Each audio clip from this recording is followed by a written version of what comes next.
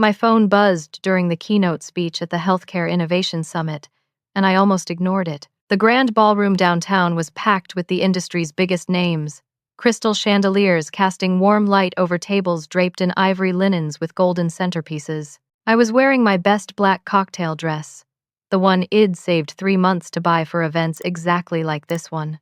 As Senior Compliance Director at Meridian Pharmaceuticals, representing my company at the $2,000 per plate gala was both an honor and a responsibility I took seriously. The text message was from Marcus Palmer, my boss and VP of Regulatory Affairs. It read simply, "We're going in a different direction. You're done." I read it once, my champagne glass suddenly feeling heavy in my trembling hand. Then I read it again, certain I'd misunderstood something, but the words remained the same, glowing coldly from my phone screen. I said nothing. The shock felt like ice water flooding my chest, making it hard to breathe. Around me, pharmaceutical executives and regulatory officials continued their polite conversations about million-dollar deals and breakthrough therapies, completely unaware that my world had just collapsed in 88 words. Without speaking, I turned my phone screen toward the distinguished older man sitting beside me. Jonathan Wright, CEO of MedTech Solutions, had been the company my firm was desperately trying to secure as a client. His steel-gray eyes widened as he read the message, his expression shifting from surprise to something that looked almost like recognition. The Healthcare Innovation Summit was the pharmaceutical industry's most prestigious annual gathering, held in the ballroom of the downtown Marriott that normally hosted presidential fundraisers and Fortune 500 corporate events.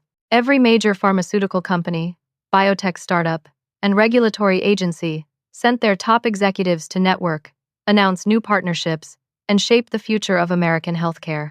It arrived 3 hours early to prepare, reviewing my talking points about Meridian's breakthrough diabetes medication and our company's commitment to rigorous clinical trials. My black cocktail dress was designer, purchased specifically for high-stakes events where first impressions could make or break multi-million-dollar deals. The fabric felt expensive against my skin, and I'd paired it with pearl earrings my grandmother had given me for good luck. The ballroom itself was breathtaking. 20-foot ceilings adorned with classical moldings, massive crystal chandeliers that had witnessed decades of industry announcements, and floor-to-ceiling windows offering panoramic views of the city skyline. Each round table seated 10 people and was decorated with elaborate floral centerpieces featuring white roses, baby's breath, and gold accents that caught the light beautifully.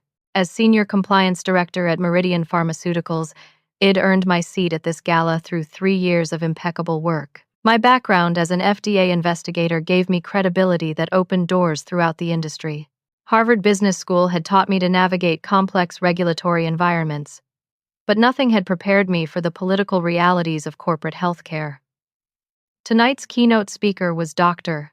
Elizabeth Morrison, the newly appointed FDA Commissioner, discussing the future of pharmaceutical innovation and patient safety. Her words about transparency, accountability, and public trust felt particularly relevant given the internal struggles I'd been facing at Meridian over the past few months. The irony of receiving my termination text during a speech about industry ethics wasn't lost on me. Here I was, dressed in my finest professional attire, representing a company that had just unceremoniously fired me via text message at their most important annual networking event.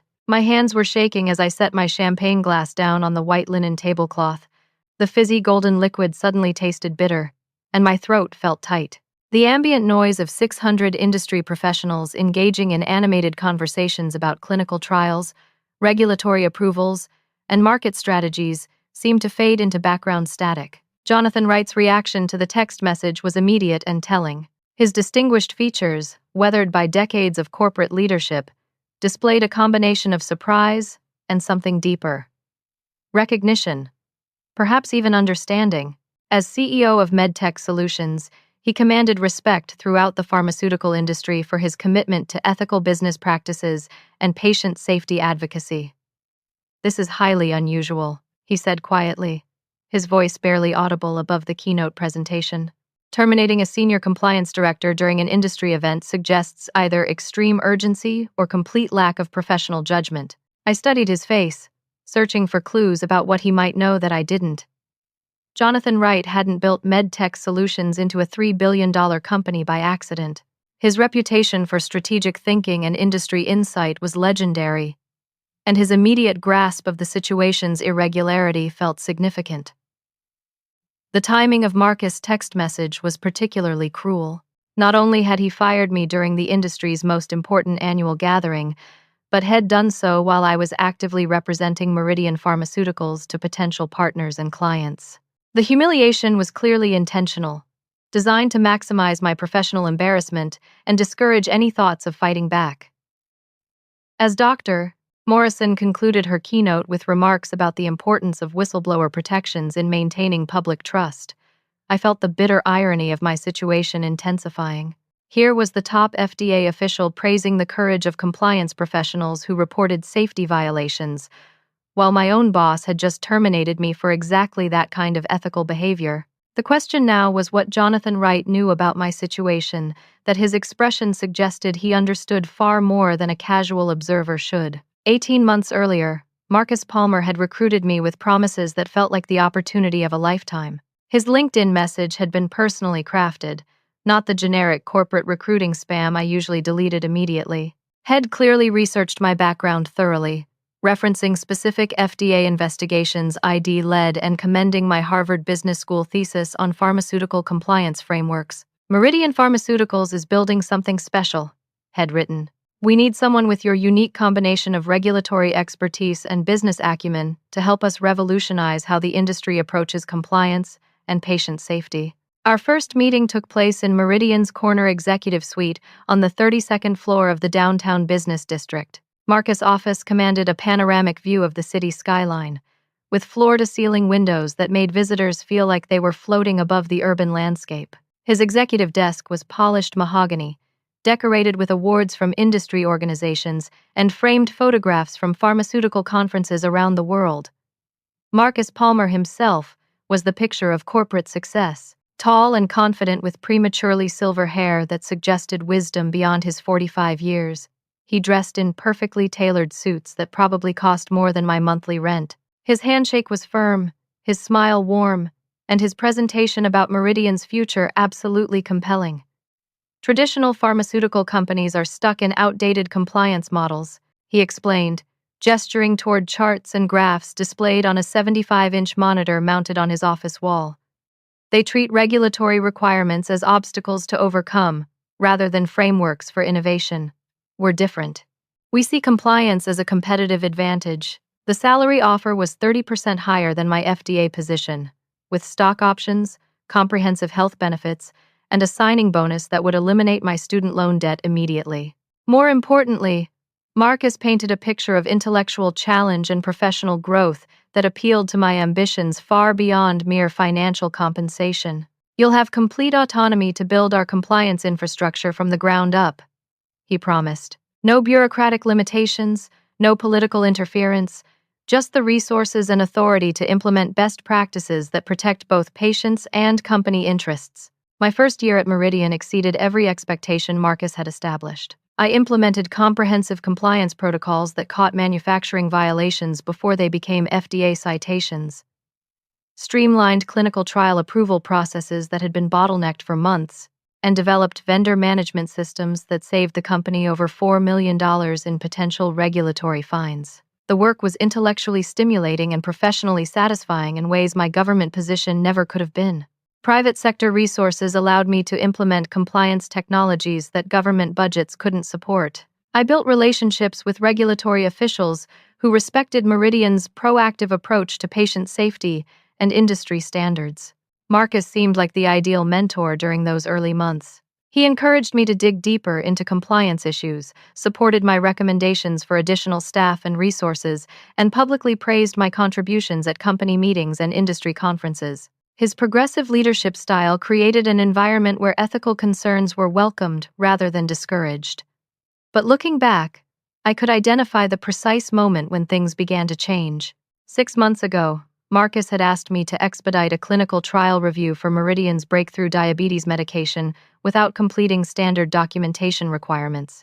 The drug, codenamed MD-723, represented potential revenue of over $2 billion annually if approved by the FDA within the next 18 months. The science is solid, Marcus had assured me during a private meeting in his office. All the safety data supports approval.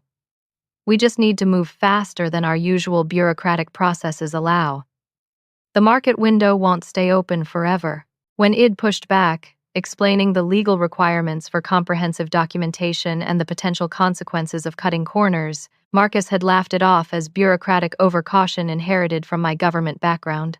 "You're not working for the FDA anymore, Lacey," Head said with a patronizing smile. "Private sector efficiency requires different thinking. Trust me. I've been navigating these waters for 20 years. 3 months ago, the pressure had intensified significantly. Marcus wanted me to approve vendor contracts for clinical trial management companies without conducting standard compliance background checks. These vendors would be handling patient data for thousands of diabetes patients across 12 states. But Marcus insisted that traditional vetting processes were moving too slowly in a competitive market environment. Our competitors are already 6 months ahead in their approval timelines," Head argued during a tense conference room meeting. "Every day we spend on excessive due diligence is another day we fall behind companies that understand speed to market realities." Each time I insisted on following established protocols, Marcus' demeanor grew noticeably cooler.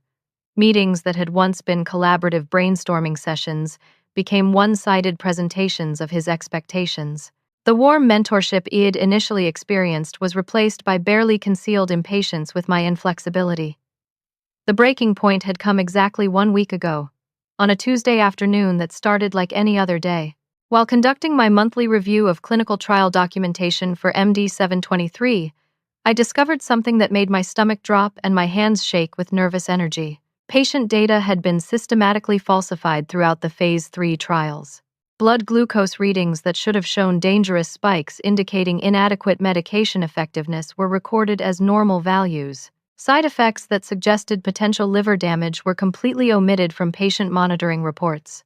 Adverse event notifications that federal regulations required to be submitted within 24 hours had been delayed by weeks or simply never filed at all. I spent 3 sleepless nights verifying what I'd discovered, hoping desperately that I was wrong, that there was some innocent explanation for the discrepancies I'd found.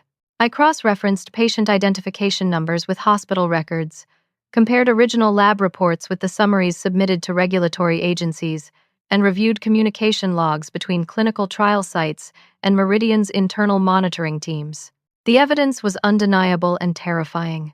Someone with high-level access to clinical trial management systems had systematically manipulated safety data to hide potentially fatal side effects from federal regulators. The scope of the fraud affected over 800 patients across multiple clinical trial sites, representing data that would directly influence FDA approval decisions, affecting millions of future diabetes patients. Friday afternoon, after consulting with 2 former FDA colleagues to confirm my interpretation of the evidence, I filed an internal whistleblower report through Meridian's Human Resources Department and Legal Compliance Hotline. The report detailed specific examples of data manipulation, identified the systems that had been compromised, and requested immediate investigation by independent auditors. Marcus' behavior over the following 3 days suddenly made perfect sense in the context of my termination text. The canceled meetings, the cold responses when we passed in hallways, the way his assistant had suddenly become unavailable when I'd tried to schedule our regular weekly check-ins. My firing wasn't corporate restructuring or performance-related. It was calculated retaliation designed to silence me before federal investigators could interview the company's senior compliance director. As I explained this connection to Jonathan Wright, watching his expression grow increasingly serious, I realized that my professional nightmare was just beginning. What I didn't yet understand was that Jonathan Wright knew far more about my situation than Head initially revealed. Jonathan Wright carefully set down his wine glass and leaned closer, lowering his voice to barely above a whisper, despite the ambient noise of 600 pharmaceutical executives engaged in animated networking conversations around us. The keynote presentation had concluded, but most attendees were still seated, reluctant to abandon their carefully assigned table placements that represented months of strategic planning by corporate development teams. "Lacey, what I'm about to tell you must remain completely confidential until I say otherwise," he began, his steel gray eyes scanning the ballroom to ensure no one was positioned to overhear our conversation. MedTech Solutions was never actually considering Meridian Pharmaceuticals as a strategic partner or acquisition target. The background noise of pharmaceutical industry networking seemed to fade as his words registered. My confusion must have been obvious, because Jonathan continued immediately, his expression grave and focused entirely on my face. I'm here tonight gathering intelligence in cooperation with federal investigators. The FDA has been conducting a comprehensive investigation into Meridian Pharmaceuticals for the past 8 months, and I've been working with them as a concerned industry leader who believes corruption undermines public trust in pharmaceutical innovation. The revelation hit me like a physical blow that made my chest tight and my breathing shallow. What exactly are you saying? 3 other former Meridian employees have already come forward with evidence of systematic compliance violations similar to what you've described, Jonathan explained, his voice remaining carefully controlled despite the explosive nature of his disclosure. Clinical trial data manipulation, bribed regulatory consultants, falsified safety reports submitted to multiple federal agencies. The pattern suggests an organization-wide culture of fraud that extends far beyond any individual department or product line. My hands were trembling as I reached for my water glass, trying to process the implications of what he was telling me. Why are you sharing this with me? Because those 3 former employees were all lower-level staff, whose testimony could be dismissed by defense attorneys as disgruntled employee complaints, lacking credibility or comprehensive access to company operations, Jonathan continued. Your evidence as senior compliance director with an impeccable FDA background and Harvard MBA carries the kind of weight that could bring down the entire criminal organization. The weight of realization was crushing. Are you saying Marcus Palmer is under federal investigation? FBI surveillance for 6 weeks, with court-authorized monitoring of his electronic communications and financial transactions. Your immediate termination tonight was almost certainly his attempt to silence you before the investigation expands to include formal interviews with current and former Meridian compliance staff. Jonathan's expression grew even more serious as he continued. Our intelligence suggests that Marcus likely has corporate attorneys already preparing defamation lawsuits and non-disclosure agreement enforcement actions against potential whistleblowers. His strategy appears to be discrediting anyone who might cooperate with federal investigators. I felt dizzy trying to absorb the full scope of what he was describing. How long have you known about my situation specifically? Federal investigators have been aware of your internal whistleblower report since approximately 6 hours after you filed it Friday afternoon, Jonathan admitted. Meridian's legal compliance hotline is monitored by external contractors who have reporting obligations to regulatory agencies when certain types of violations are alleged. The pieces were falling into place with terrifying clarity. I wasn't just a recently terminated employee anymore. I was a federal witness in a criminal investigation that could result in prison sentences measured in decades rather than years. The thought was simultaneously terrifying and strangely exhilarating. What happens to me now? I asked, my voice barely steady enough to form the words clearly. Jonathan reached into his jacket pocket and pulled out an elegant business card with embossed lettering. If you're willing to cooperate fully with federal prosecutors, I can connect you with resources that will protect your interests while ensuring justice for the patients whose safety has been compromised. But you need to understand exactly what you're stepping into. This won't be easy, and it won't be quick. I studied the business card. Sarah Chen, Assistant United States Attorney, Healthcare Fraud Division, with contact information for both her office and personal cell phone. The weight of federal involvement made everything feel surreal and overwhelming. The evidence you've discovered regarding MD-723 clinical trial data manipulation represents the missing piece federal prosecutors need to bring criminal charges that will stick, Jonathan explained. As someone with your credentials and access levels, your testimony would be nearly impossible for defense attorneys to discredit or dismiss. Around us, the pharmaceutical industry's annual networking extravaganza continued with no awareness that a major corruption scandal was about to explode across national headlines. Executives from competing companies were exchanging business cards, discussing partnership opportunities, and celebrating another year of innovation and profitability. I need you to understand the personal risks you'll face. Jonathan continued with obvious concern for my well-being. Corporate retaliation. character assassination attempts, professional blacklisting, potentially years of legal proceedings. Marcus Palmer and his associates won't accept defeat quietly. I thought about the falsified clinical trial data it discovered, about thousands of diabetes patients whose lives could be endangered by medications approved based on fraudulent safety information. I thought about the systematic corruption that had turned patient safety into a corporate profit optimization strategy. What about the patients who could be harmed if this continues? I asked. Exactly why we need your cooperation, Jonathan replied. Independent analysis suggests that if MD 723 receives FDA approval based on the falsified data you've discovered, serious adverse events could affect up to 15% of patients within the first year of market availability. The moral weight of that statistic was staggering. 15% of what could easily become millions of diabetes patients nationwide represented a public health catastrophe that my testimony could potentially prevent. I'll do whatever it takes to stop this, I said, accepting Sarah Chen's business card with hands that had finally stopped trembling. I'll cooperate fully with federal investigators. Jonathan's expression shifted to something that looked almost like relief mixed with professional respect. That's exactly what I hoped you'd say. But there's something else you should know that might make this fight easier than you imagine. What I didn't know was that buried in my employment contract was a legal weapon that Marcus Palmer had unwittingly provided when Head hired me 18 months earlier. The next morning arrived gray and overcast, matching my emotional state as I made my way to the federal courthouse downtown for my first meeting with Assistant United States Attorney Sarah Chen. The building itself was an imposing structure of limestone and granite that radiated the authority and permanence of federal law enforcement, with security checkpoints and metal detectors that reminded visitors they were entering a space where serious consequences awaited those who violated public trust.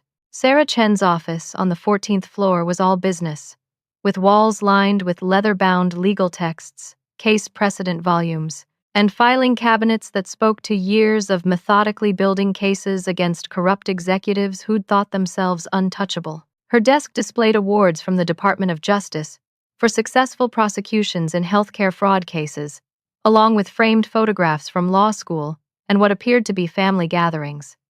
Mr. Wright briefed me extensively on your situation last night, Sarah began, gesturing for me to take a seat in one of the comfortable leather chairs arranged across from her polished conference table.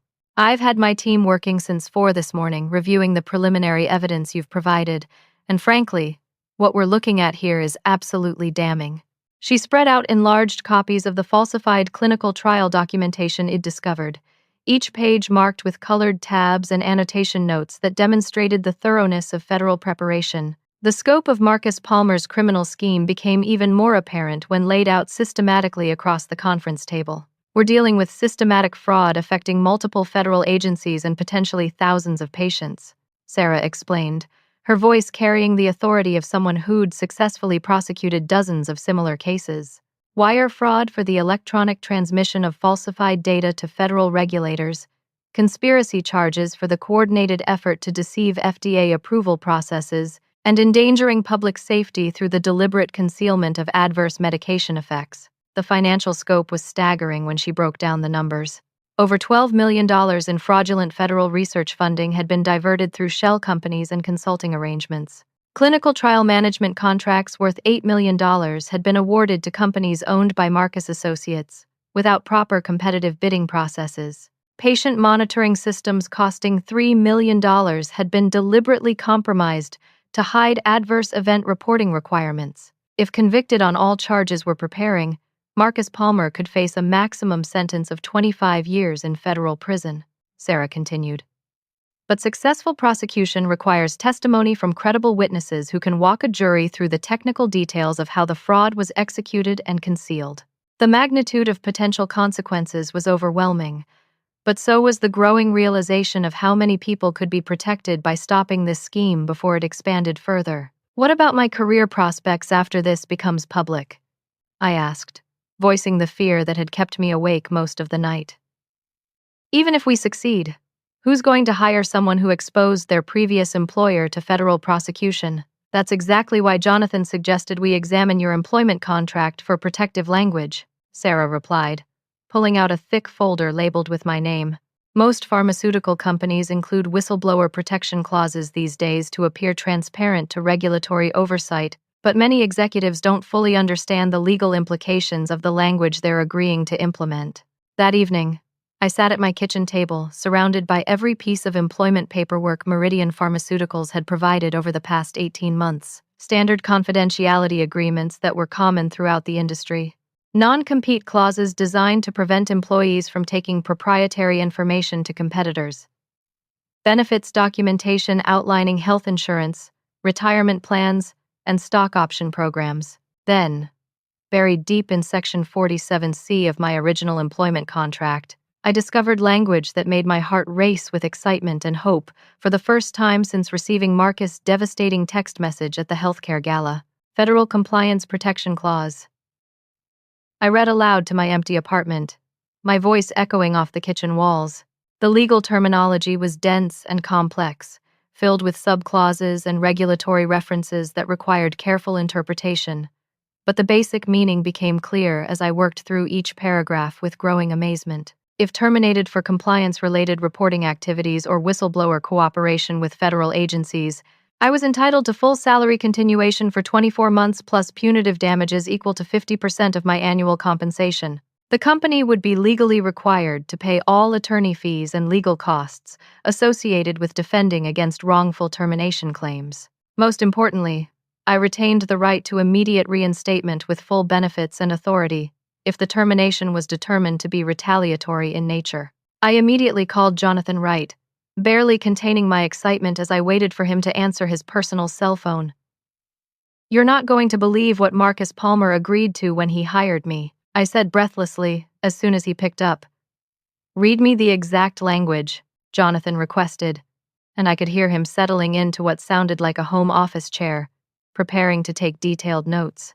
As I read through the Federal Compliance Protection Clause word by word, Jonathan's occasional comments made it clear that he understood the legal implications immediately. "Marcus insisted on including that specific clause during your hiring negotiations," he explained after Id finished reading the entire section. "According to our intelligence, he believed it would make Meridian appear more transparent and employee-friendly during federal compliance audits. He never imagined those protections would be used against him by the very person he was trying to silence." Sarah Chen was even more excited when I brought the contract to her office the next morning. She spent nearly an hour reviewing the clause with 2 other federal prosecutors, all of them growing increasingly animated as they discussed the strategic possibilities. "This contract language is absolutely perfect for our purposes," Sarah announced with obvious satisfaction.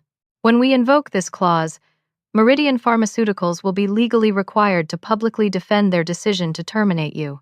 Given the internal whistleblower report you filed and the timing of your dismissal, they cannot possibly justify the termination without exposing themselves to massive federal liability."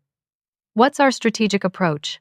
I asked, feeling more confident than I had since this nightmare began. "We're going to force Marcus Palmer into a legal corner where panic will cause him to make mistakes that can be documented and used as evidence in criminal proceedings." Sarah smiled with the expression of someone who'd successfully executed similar strategies many times before. "When powerful people feel trapped, they often incriminate themselves trying to maintain control of situations that are already beyond their influence. The plan that emerged from our strategic planning session was elegant in its simplicity and devastating in its potential effectiveness. We would use Marcus' own contractual commitments to create a public confrontation where his attempts to justify my termination would inevitably expose the criminal activity that had motivated his retaliation against me. What none of us anticipated was just how spectacularly Marcus Palmer would incriminate himself when that confrontation finally occurred.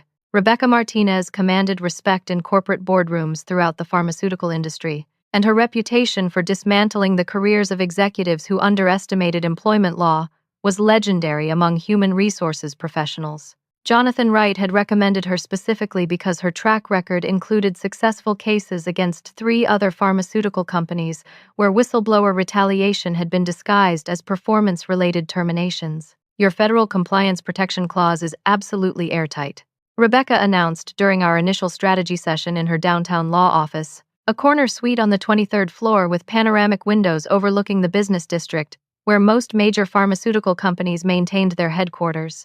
The language is so comprehensive and specific that Meridian will have virtually no legal room to maneuver when we invoke these protections. Her office walls displayed framed copies of settlement agreements and court judgments from cases where Shed secured multi-million-dollar awards for employees who'd been wrongfully terminated for reporting corporate misconduct. Awards from bar associations and legal publications recognized her expertise in employment law and whistleblower protection advocacy. When I send this demand letter, Meridian Pharmaceuticals will have exactly 48 hours to respond with either full compliance or detailed legal justification for their refusal, Rebecca explained, showing me drafts of the formal correspondence that would trigger our legal offensive. Given the evidence we've compiled, any attempt to justify your termination will require them to expose information that supports federal criminal charges.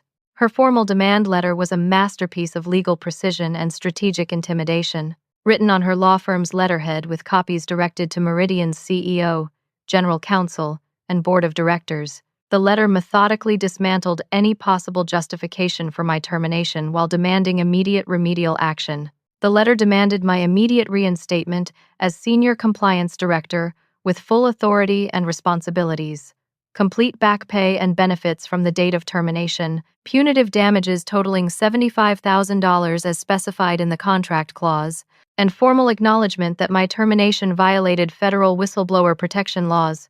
We're also requesting a comprehensive explanation for your dismissal within 2 business days, Rebecca added, along with copies of all internal communications and documentation related to the termination decision. This will force them to either admit retaliation or fabricate performance justifications that can be easily disproven.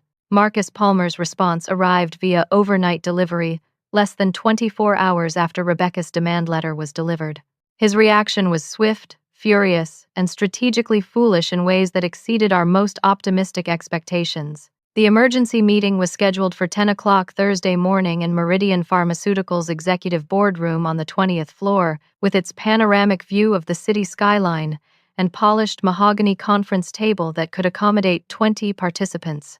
The setting was designed to intimidate visitors with displays of corporate power and executive authority. Present for this confrontation were CEO Patricia Hamilton, a distinguished woman in her late 50s whose reputation for operational excellence had guided Meridian's growth from startup to $3 billion corporation. General Counsel David Brooks, a nervous-looking man whose sweating palms and constant fidgeting suggested he understood the legal implications better than anyone else in the room. HR Director Angela Foster, whose previous experience managing corporate crises would be tested by whatever emerged from this meeting.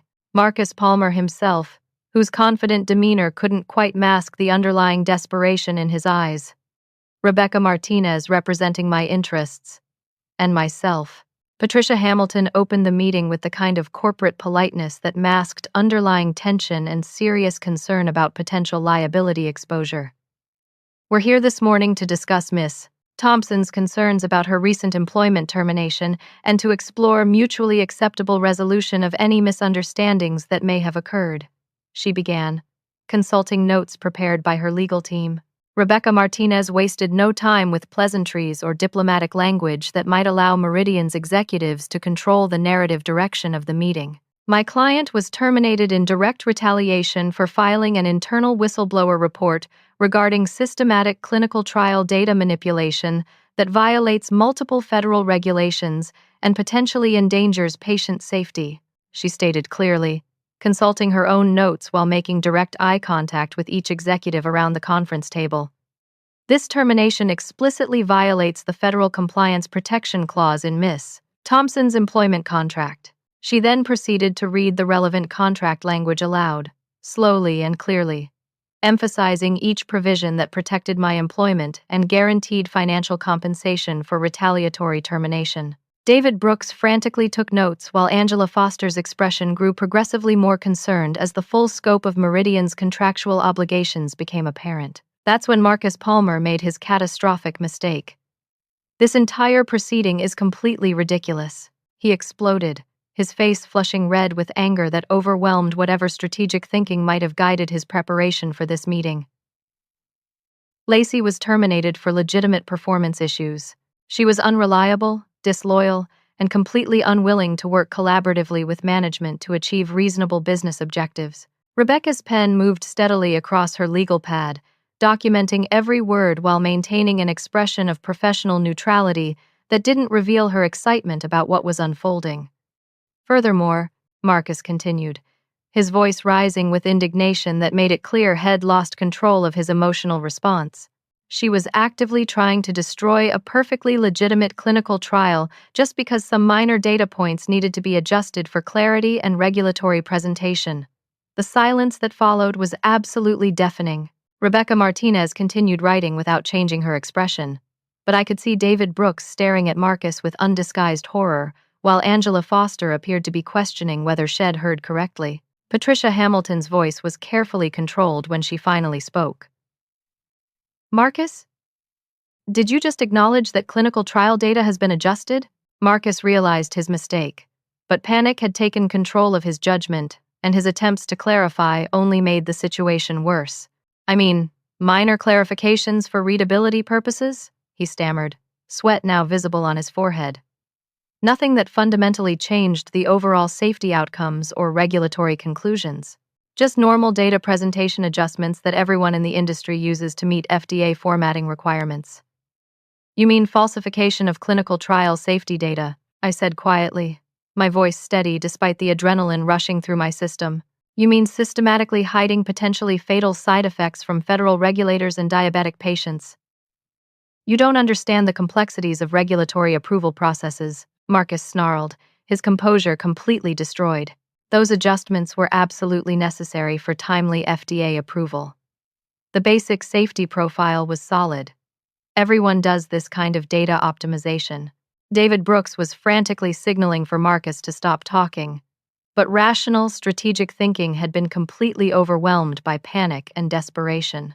For another 10 minutes, Marcus continued digging himself deeper into criminal liability, admitting to pressuring clinical trial staff to modify adverse event reports, manipulating patient safety monitoring data, and bribing regulatory consultants to expedite approval processes without proper oversight. When he finally stormed out of the conference room, threatening to sue everyone present for defamation and corporate espionage, the remaining executives sat in stunned silence trying to process what they'd just witnessed. Patricia Hamilton turned to me with an expression of genuine remorse and obvious concern about her company's legal exposure. Miss Thompson, on behalf of Meridian Pharmaceuticals, I want to personally apologize for this situation. You will be immediately reinstated as Senior Compliance Director, with full benefits, complete back pay from your termination date, and our commitment to conduct a comprehensive internal investigation of all allegations you've raised. But Marcus Palmer's panicked admissions had already sealed his fate in ways that went far beyond employment law. What he didn't know was that the FBI had been monitoring all Meridian communications, and his desperate attempts to destroy incriminating evidence that very afternoon would trigger immediate federal action that would end his career and his freedom permanently. Within 6 hours of Marcus Palmer's boardroom confession, his world began disintegrating with the swift precision of federal law enforcement machinery that had been prepared for exactly this moment. The FBI's sophisticated electronic monitoring systems, installed weeks earlier with court authorization, had detected his frantic attempts to delete files from company servers, access restricted databases, and contact associates through encrypted messaging applications. Sarah Chen called me at 7:30 that evening with news that felt surreal despite everything that had led to this moment. Marcus Palmer just triggered every automated alert in our surveillance system, she said, her voice carrying the satisfaction of a prosecutor whose carefully planned strategy was executing perfectly. Has attempting large-scale evidence destruction, which gives us legal justification for immediate arrest warrants and comprehensive property seizures. The federal raids were coordinated military precision operations that began simultaneously at 6 o'clock the following morning. Marcus' executive office at Meridian Pharmaceuticals, his $7 million home in the exclusive Riverside Hills neighborhood, his personal storage facilities, his country club locker, even his vacation condo in Aspen, were all searched by teams of FBI agents, equipped with advanced computer forensic equipment and dozens of evidence collection containers. What federal investigators discovered exceeded everyone's most pessimistic expectations about the scope of corporate corruption. Offshore bank accounts in the Cayman Islands and Switzerland, containing nearly $4 million in bribery payments from pharmaceutical consulting companies, medical device manufacturers, and clinical trial management organizations.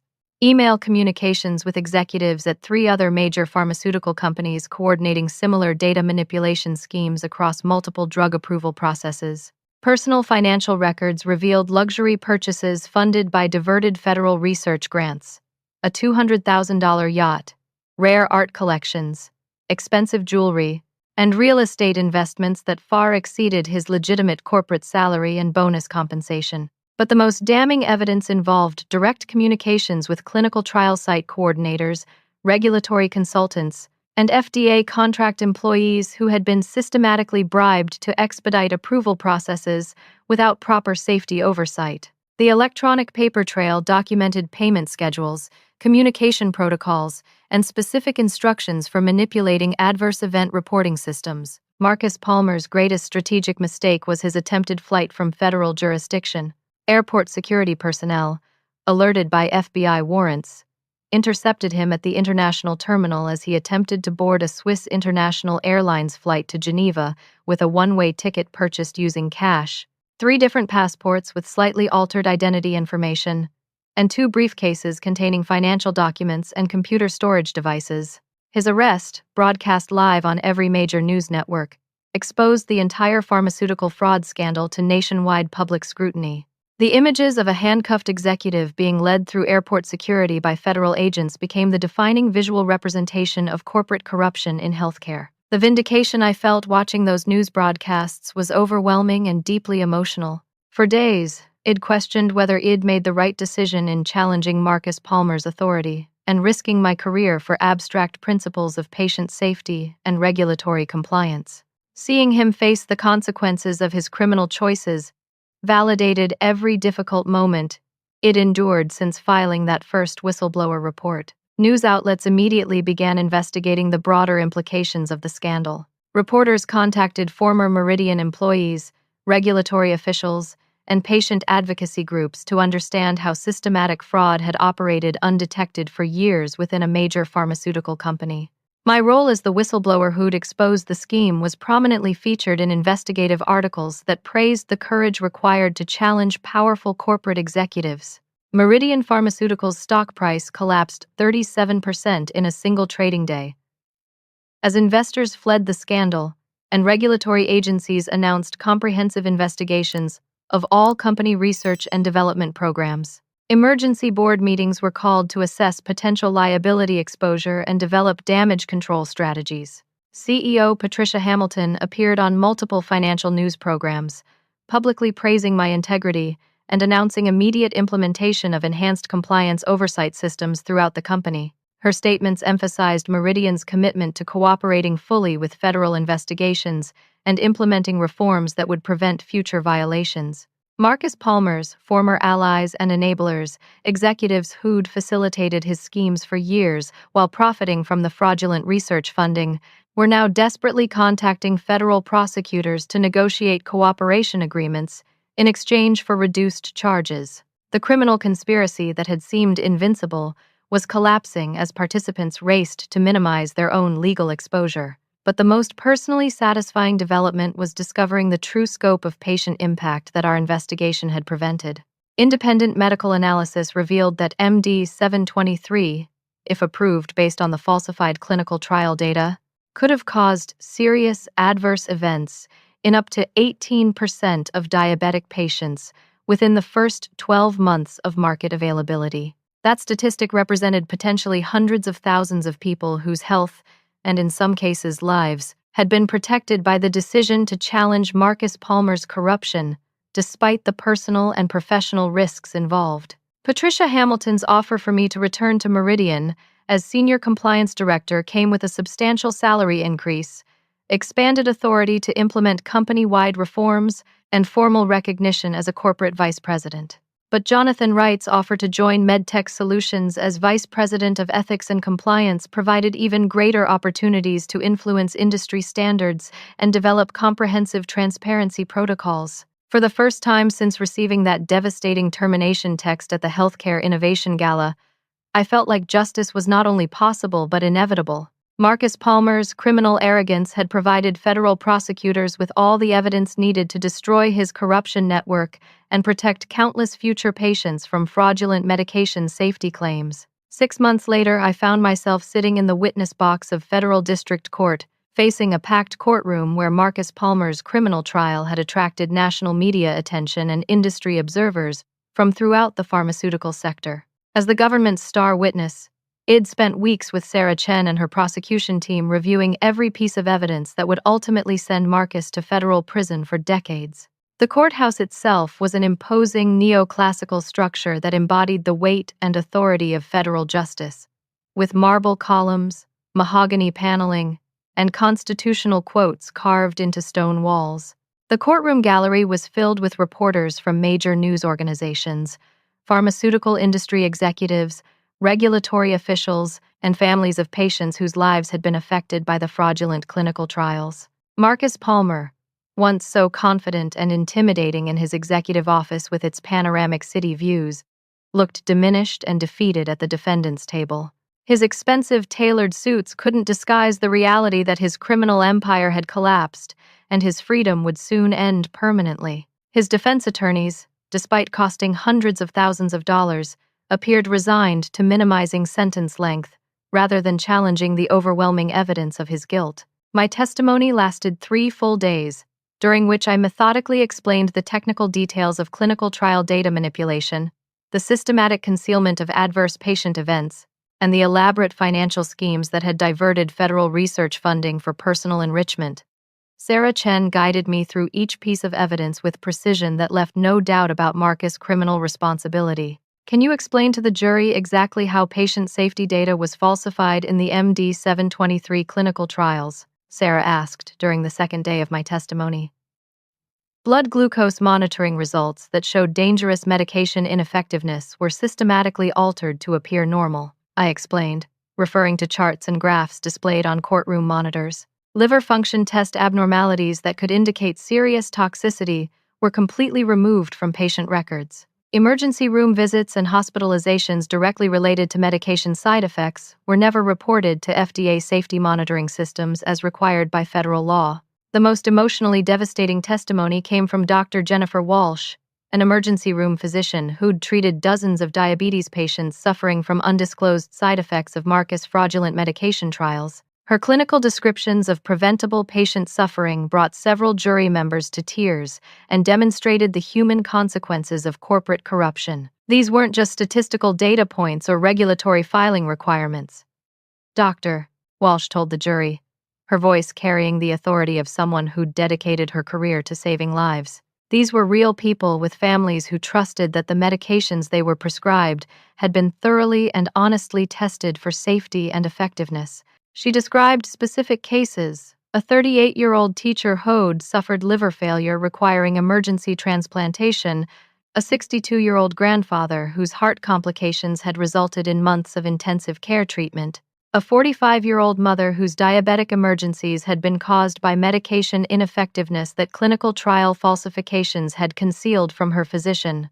When federal prosecutors presented evidence of Marcus' financial crimes, the scope of his greed became apparent to everyone in the courtroom. Over $40 million had been stolen from federal research programs intended to develop life-saving medications for diabetic patients. Luxury purchases, offshore investments, and payments to criminal associates had been funded by money that should have supported legitimate medical research.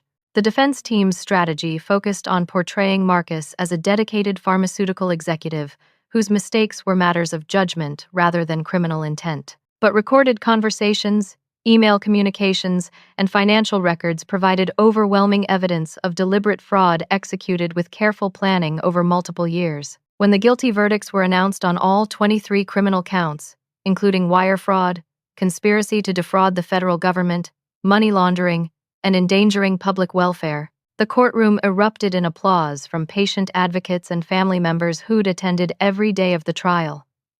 Judge Margaret Harrison's sentencing was harsh, but appropriate, given the scope of harm Marcus' crimes had caused. 15 years in federal prison without possibility of parole, $42 million in restitution to victims and taxpayers, permanent disbarment from pharmaceutical industry employment, and forfeiture of all assets purchased with fraudulent proceeds. Your crimes betrayed the public trust that forms the foundation of medical research and patient care, Judge Harrison told Marcus during sentencing. The patients you harmed trusted that clinical trial results were honest and comprehensive. Your deliberate deception could have resulted in widespread illness and death, if not for the courage of individuals who chose integrity over career security. But my personal transformation extended far beyond witnessing Marcus Palmer's legal accountability. It accepted Jonathan Wright's offer to join MedTech Solutions, where my experience as a pharmaceutical whistleblower provided unique credibility for developing industry-wide transparency and compliance reforms. Within months of starting my new position as Vice President of Ethics and Compliance, I was speaking at medical conferences throughout the United States about corporate accountability, patient safety advocacy, and the critical importance of protecting employees who report regulatory violations. My presentations were consistently standing room only, attended by compliance professionals, regulatory officials, and pharmaceutical executives eager to learn from the Marcus Palmer scandal.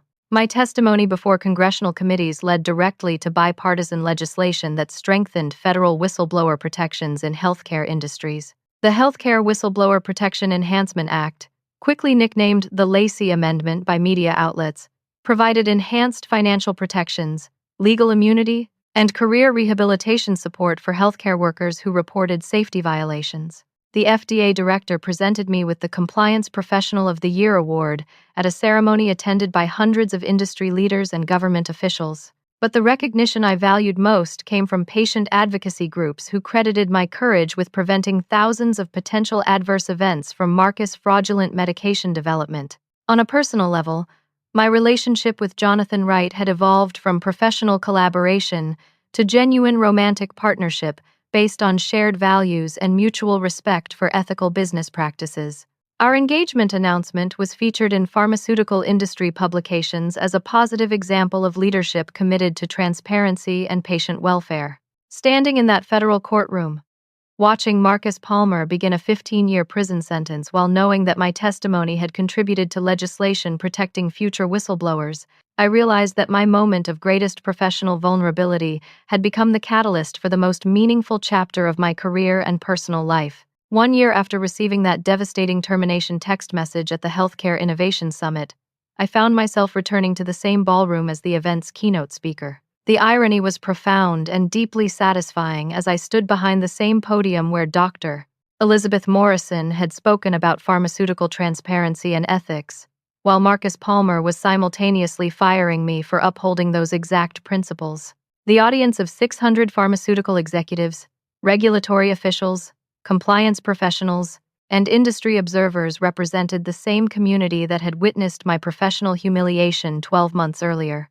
But now they'd gathered to hear about the industry reforms that had emerged from my decision to challenge corporate corruption despite overwhelming personal and professional risks. My congressional testimony 6 months earlier had sparked nationwide discussions about pharmaceutical transparency, patient safety, advocacy, and the critical importance of protecting employees who report regulatory violations. The Healthcare Whistleblower Protection Enhancement Act, formally signed into law just 3 weeks ago, had already prevented dozens of potential scandals by encouraging early reporting of compliance violations before they could escalate to criminal fraud levels. The legislation we've nicknamed the Lacey Amendment represents a fundamental shift in how our industry approaches ethical responsibility. I explained to the attentive audience, many of whom were implementing new compliance protocols directly influenced by the Marcus Palmer scandal. We've moved from reactive damage control to proactive protection of both patients and the employees who safeguard their interests.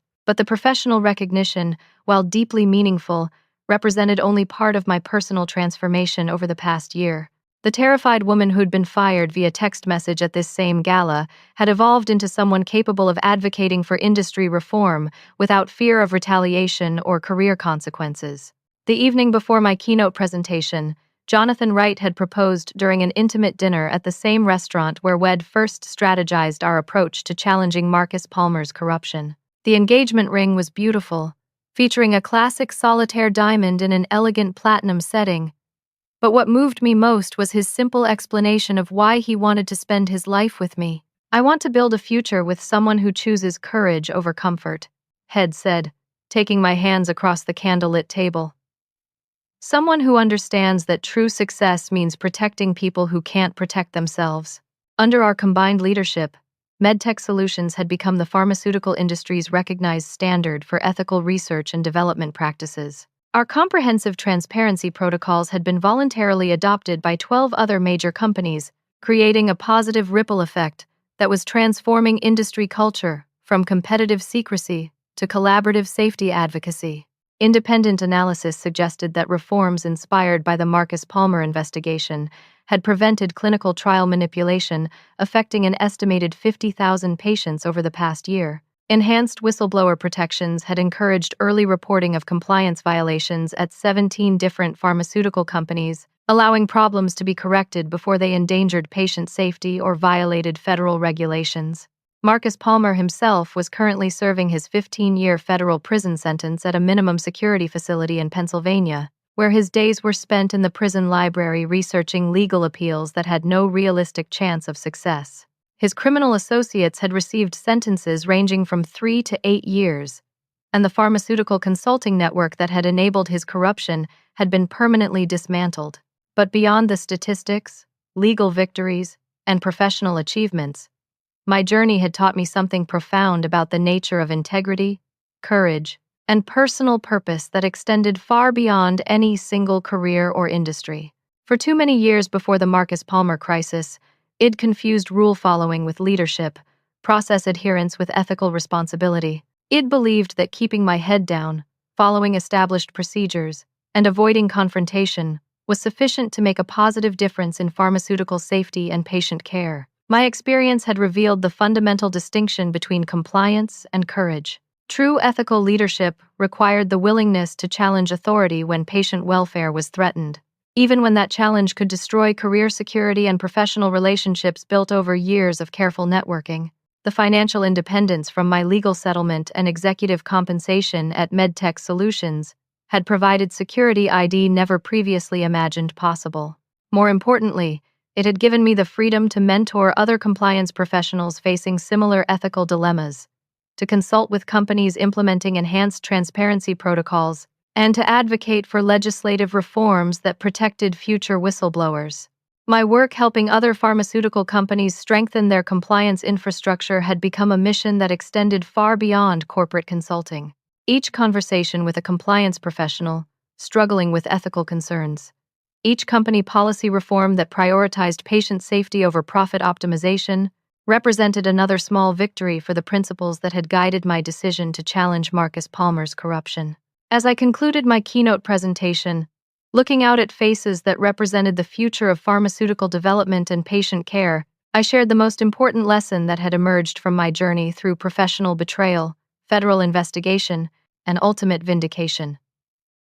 Sometimes the worst moment of your career becomes the catalyst for your greatest purpose. I told the audience, my voice carrying across the ballroom with confidence I'd never possessed before this experience. When you choose integrity over security, you discover that doing what's right doesn't just protect others.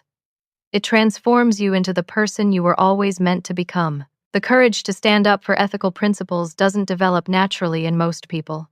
It emerges when we realize that our silence enables harm to vulnerable individuals who depend on our professional expertise and moral judgment. Every pharmaceutical professional in this room has the knowledge and authority to prevent patient harm. The question is whether you'll find the courage to act when that moment of choice arrives in your own career. The standing ovation that followed wasn't just professional courtesy or polite recognition. It represented acknowledgement from industry leaders who understood that meaningful reform required individuals willing to risk personal comfort for the greater good of patient safety and public trust. As I left the stage that evening, I reflected on all the diabetic patients who were healthy and safe because someone had been willing to challenge a powerful executive's criminal behavior. I thought about the compliance professionals in the audience who might find courage in my story when they faced their own ethical crossroads in the months and years ahead.